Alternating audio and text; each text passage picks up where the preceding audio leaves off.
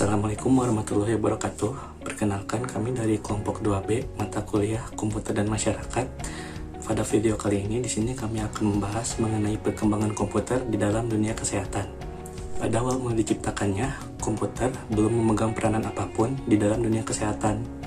Hingga pada akhir tahun 1960 sampai 1970-an, dunia kedokteran dan keperawatan mulai memasukkan catatan-catatannya ke dalam komputer.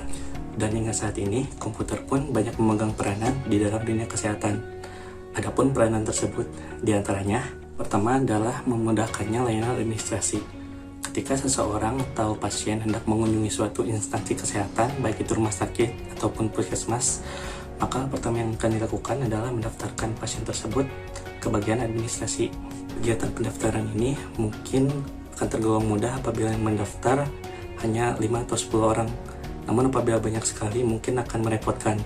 Maka dari itu, dengan adanya komputer di bagian administrasi, diharapkan dapat memudahkan instansi kesehatan tersebut untuk memasukkan data pasien yang nantinya akan diolah menjadi laporan kunjungan pasien. Selanjutnya adalah untuk memudahkan penyimpanan data pasien, yang salah satunya berada di dalam dokumen rekam medis. Biasanya dokumen rekam medis ini disimpan di suatu rak penyimpanan dengan metode penyimpanan tertentu. Nah, hanya saja apabila instansi kesehatan tersebut hanya mengandalkan satu cara penyimpanan, maka tersebut akan berisiko juga. Jika terjadi sesuatu yang tidak diinginkan seperti kebakaran atau hilang tanpa sebab, ataupun dokumen tersebut menumpuk tidak karuan. Dengan adanya komputer sebagai alat penyimpanan data pasien, maka akan mempermudah suatu instansi kesehatan tersebut untuk menyimpan data-datanya secara efisien. Lalu peran komputer yang selanjutnya adalah peranan komputer di bagian farmasi, di mana hal ini mengurus tentang obat-obatan, mulai dari metode pengadaan atau pembuatan obat hingga manajemen masuk atau keluarnya obat yang tersedia. Dan selanjutnya, kelompok kami akan membahas mengenai mesin cetak 3 dimensi yang digunakan sebagai alat untuk pengadaan obat. Alat mesin cetak 3 dimensi atau printer 3D merupakan sebuah alat yang dapat mencetak objek 3 dimensi. Dalam pembuatannya, manusia di sini hanya perlu menyiapkan bahannya saja, dan proses lain seperti pembentukan dan pewarnaan objek akan diserahkan kepada printer 3D tersebut. Pada awal bulan Agustus tahun 2015, Food and Drug Administration asal Amerika telah menyetujui pil pertama yang dicetak melalui printer 3 dimensi. Pil tersebut bernama Spritem Levetiracetam, yaitu sebuah obat yang dapat mengurangi rasa kejang-kejang. Obat tersebut diproduksi oleh salah satu perusahaan farmasi di Amerika Serikat yang bernama Aprecia. Proses produksinya dilakukan dengan memasukkan bahan aktif dan non-aktif secara bertahap ke dalam alat mesin cetak 3D yang kemudian akan dicetak menjadi sebuah obat. Teknik produksi ini diyakini dapat membantu pasien dengan membangun dosis yang berbeda-beda sesuai dengan kondisi pasiennya. Menurut Aprecia, proses ini dapat membuat setiap obat yang diproduksi memiliki tingkat peleburan yang tinggi dan tentunya efek yang lebih kuat dibandingkan dengan obat yang diproduksi dengan cara tradisional. Tujuan dibuatnya 3D printer pencetakan obat adalah untuk membuat dan mengembangkan obat-obatan yang dipersonalisasi atau bisa kita sebut create on demand drugs.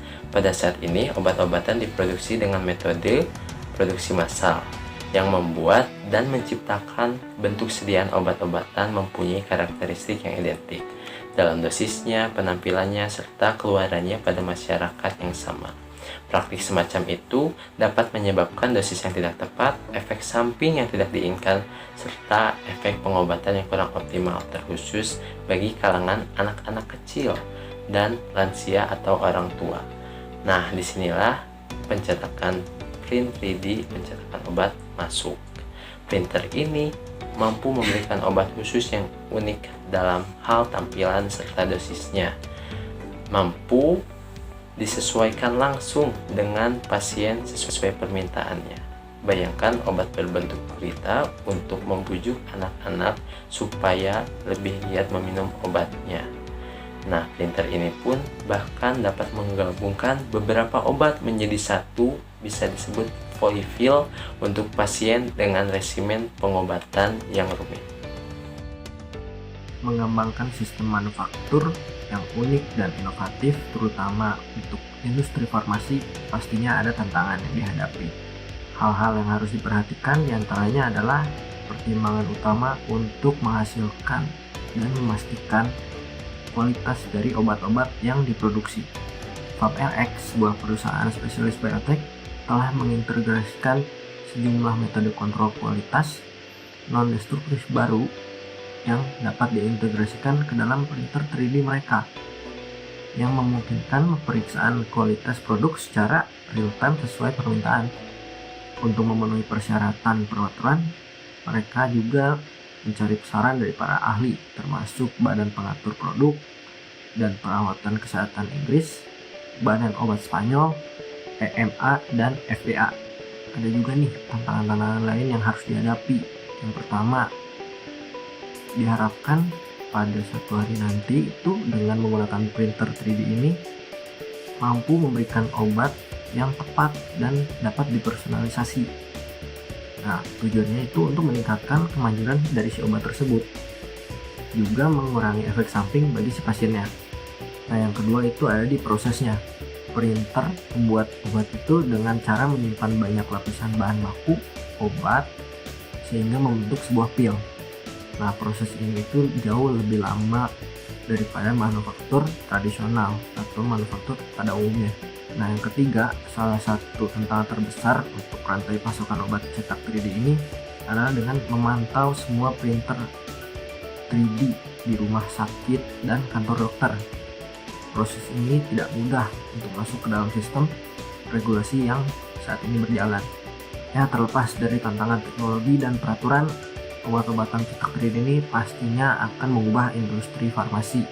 Ya, meskipun tidak mungkin bahwa pencetakan 3D obat ini akan sepenuhnya menggantikan proses produksi yang konvensional, tapi kita juga bisa lihat keuntungannya, mulai dari dosis yang fleksibel, konsep pengiriman API-nya yang inovatif, dan manufakturnya yang terdesentralisasi. Bahkan beberapa peneliti mengatakan pencetakan 3D berpotensi untuk memperpendek rantai pasokan untuk obat-obatan tertentu. Nah, ini ujung-ujungnya akan menjadikan, seperti yang dikatakan tadi, lebih fleksibel. Tren ini kemungkinan akan semakin dipercepat oleh perkembangan pesat obat-obatan yang dipersonalisasi. Buktinya ada pada tahun 2019, di mana ada 1 dari 4 obat yang disetujui FDA. Nah, dan akan diperkirakan terus meningkat seiring berkembangnya zaman.